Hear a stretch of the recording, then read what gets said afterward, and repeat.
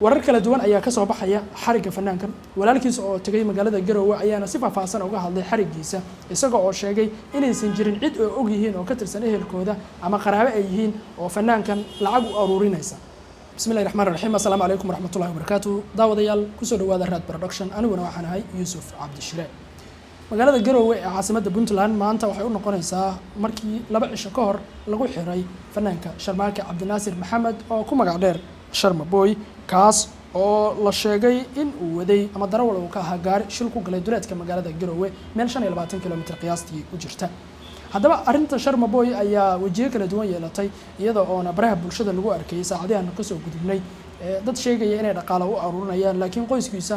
oo uu ka mid yahay walaalkiis oo lagu magacaabo Maxamuud Cabdinaasir Maxamed wuxuu beeniyay in ay jirto wax taakuleen ama dhaqaale ururina oo ay u soo bandhigeen ummadda Soomaaliyeed isla markaana dadkaasi aysan iyagu ka warqabin. haddaba walaalkiis oo waraysigan bixiyay waxa uu kaga hadlayaa isagoo ku sugan magaalada Garowe marxaladda caafimaad ee uu ku sugan yahay fanaanka oo la sheegayo inuu xanuunsanaa baraha bulshada lagu faafiyay laakiin isagu uu beeninayo. waxaan dhageysanaynaa bal waraysiga laga qaaday walaalkii Maxamuud Cabdinaasir Soofaysane oo Garowe ku sugan oo uu wareysanayo wari Ibrahim Muuse oo ka hadlaya xaaladdan iyo bal sida uu fanaanka xaalkiisu yahay. بسم الله الرحمن الرحيم ثم الصلاة والسلام على رسول الله وبعد. مقال كان كوبان مقعيقو إبراهيم موسى دهران وحن جوغا قروي. مقال كان كوبان وحن ugu talagalay markii wiilkii yaraa walaalkeen ahaa Sharmaake muxuu ahaa Cabdinaasir oo loo yaqaano Sharma Boy uu xaalad ay ku timid oo uu shil galay kadib ka bacdina la xiray iyadoo hoshiisii arin family ay tagtay oo lagu jiro ayaa waxa dhacday in meelo badan maaragtay samafal looga bilaabo oo lacag loo aruuriyo kulay waxaan doonayaa marka xaaladiisa Sharmaake wuxuu ku sugan yahay sida ay tahay hadda meesha ay marayso inaan walaalkiis oo Maxamuud Cabdinaasir Soofaysane loo yaqaano oo nin wariye ah oo samafala ah oo xamar hawshaas uga yimid inaan bal aan su'aal ka weydiiyo oo aan iraahdo bal xaaladdu hadda halkay marayso. Maxamuud walaal soo dhawow hadalla badan baa la isla dhaxmaraya Sharmaake jeelku ku dhiban yahay waa xanuunsan yahay wax badan bal xaaladiisa dadka uga warbixi. Ibrahim waa maadsantahay walaal aad baa maadsantahay dhammaan ummadda Soomaaliyeed ee muuqaalkan uu gaarayna aad baan u salaamayaa. ugu horeyn Sharmaake xaaladiisa hadii aan ka warbixiyo waa uu fiican yahay. Sharmaake waxa iigu dambeysay saacado ka hor oo aan ku booqday jeelka weyn ee magaalada Garowe aniga iyo mas'uuliyiin ka tirsan Puntland booqashadeena oo daaranayd xaaladiisa iyo in aan u soo laab qaboojino. runtii Sharmaake arintiisu waa arin qadar rabbi ah. shil buu galay sida aad wada ogtihiin waxaana ku dhimatay gabar Soomaaliyeed oo reer Garowe ahayd waxaana ku dhaawacmay dad uu isaga kamid ahaa inkastoo isaga dhaawiciisa faryarada oo kala ay tahay oo uusan weyneyn. caadiyana marka qof shil uu galo oo isaga gaariga uu waday hadii dhimasho ay ka dhacdo waa wax caadi ah in qofkaas meel amaana lagu sii hayo inta labada dhinac ama labada reer ay ka heshiinayaan. haddii aan u imaado arinta deeq aruurinta iyo leeyahay magba la aruurinaya Sharmaake ku saabsan ee baraha bulshada aad arkaysaan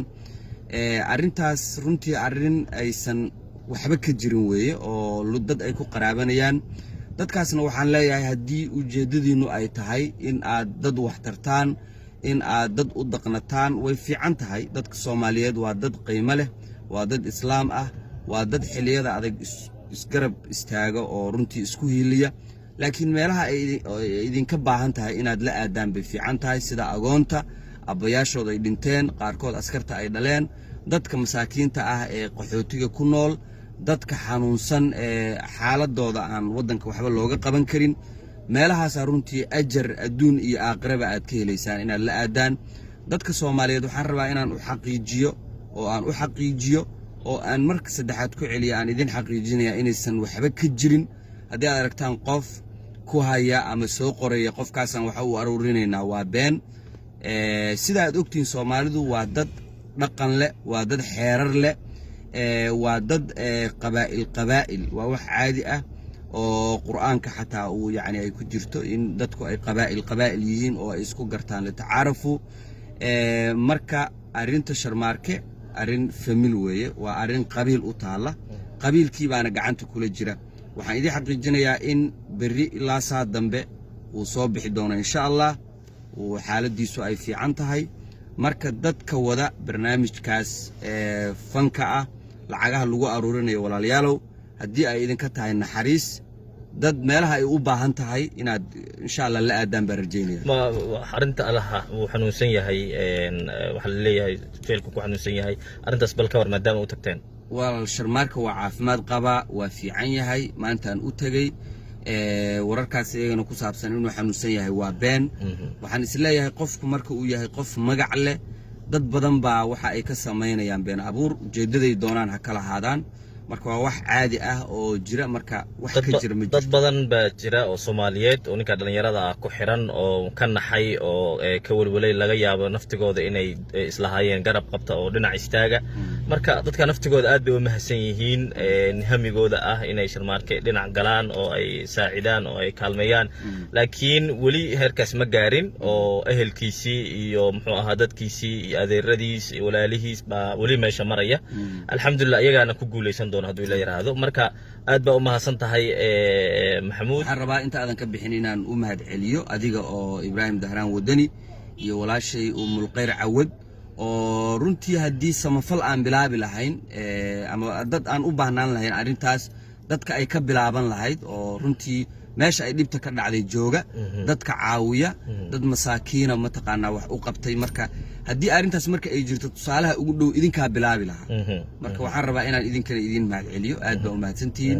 sida aad ugu howlantihiin barnaamijyadan qayriga ah ee samafalka ah insha Allah aad baa u mahadsantihiin Allah ku barakay aad baa u mahadsantihiin insha Allah oo mahadsantahay aad baa idinkana u mahadsantihiin walaalayaal salaamu calaykum raxmatullah واتاي وحوها محمود عبد الناصر صوفي سنة oo la dhashay fanaanka Sharma Boy marka xaaladan oo dhan la isku soo daro waxa la oran karaa dadka tusalaan marka uu shil dhaco ama waxa ay dhacaan wajiga kala duwan bay yeelanaysaa dad baa si wanaagsan uga faa'iideysanaya dadna si xun ayay arintii uga faa'iideysanayaan marka muhiimaddu waxay tahay ninkan dhalinyarada fanaanka waa la soo deyn doonaa saacadaha soo socda sida qorshu yahay in aan si khaldan loo faafin xogtiisa ama dadii aysan si kale uga faa'iideysan ama dhaqaalaha ku raadsadeen ama magaca ku raadsadeen ama wax la mid ah marka xiisadii halkaas ay maraysaa fanaankana sida qorshu yahay ama xogta ku hayo waa la soo deyn doonaa saacadaha soo socda intaasaan kusoo gabagabeynaya muuqaalkeeni maanta waxaad la socotinayaan anigu Yuusuf Cabdishire waxaana xusud mudan inta xogta aan ka hayo ama Puntland ka dhacdo ama fanaanka xaaladdiisa la xiriirta inaan halkan idinku soo gudbin doono waxaan ku xasuusinayaa haddii aad ku cusub tahay channelkeena Rad Production fadlan subscribe noo saar si aad mar walba ula socotid muuqaaladeena iyo waxyaabaha cusub ee aan halkan soo gelino aad u mahadsantihiin assalaamu calaykum